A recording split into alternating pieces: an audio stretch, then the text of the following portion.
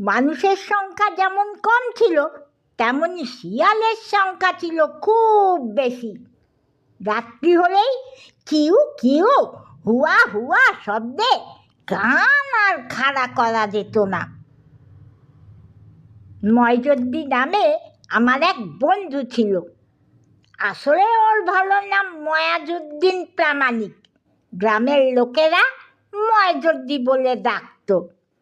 লোকটাকে হাজার গালমন্দ করলেও রাগ করত না, কিন্তু তার সামনে এই একটা মাত্র জন্তুর নাম নিলে তেলে বেগুনে জ্বলে উঠত। বলতো সেই জন্তুর নাম কি? সম্ভবত শিয়াল। বাহ বাহ, এবার দেখছি তোর ব্রেন খুলে গেছে। কিন্তু শিয়াল বললে রাখতো কেন জানিস? তা কি করে বলবো? সেটাই বলছি, শোন। ময়জদ্দির মুখের কাছে মস্ত বড় একটা কাঁটার দাগ ছিল।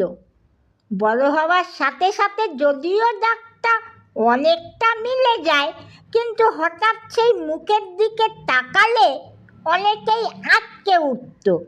বলতে পারিস ময়জুদ্দির মুখে কি হয়েছিল? তুমি তো বললে কেটে গিয়েছিল। কেমন করে বলতো? হয়তো বা শিয়াল কামড়েছিল। ঠিক বলেছিস, তোকে আর হ্যাবলাকান্ত বলবো না। এবার থেকে তুই সবয়াকান্ত। কিন্তু কিভাবে শিয়াল কামড়েছিল, এবারে সেই গল্প শোন। খুব ছোটবেলায় ময়জদ্দির মা ময়জদ্দিকে বারান্দায় ঘুম পাড়িয়ে রেখে পাশের বাড়ি গিয়েছিল। সেই সময় সবে মাত্র সন্ধ্যা নেমেছে। চারদিকে ঝিঝি পোকার শব্দে কান খাড়া করা যাচ্ছে না। ছোট্ট ময়জদ্দি একা একাই ঘুমিয়ে আছে। মানুষ বলতে পাশে আর কেউ নেই। ওর বাবাও তখন বাড়ি ফেরেনি। এমন সময় শিয়াল এসে ময়জদ্দিকে কামড়ে ধরে। ছেলের কান্নার শব্দে মা দৌড়ে আসে।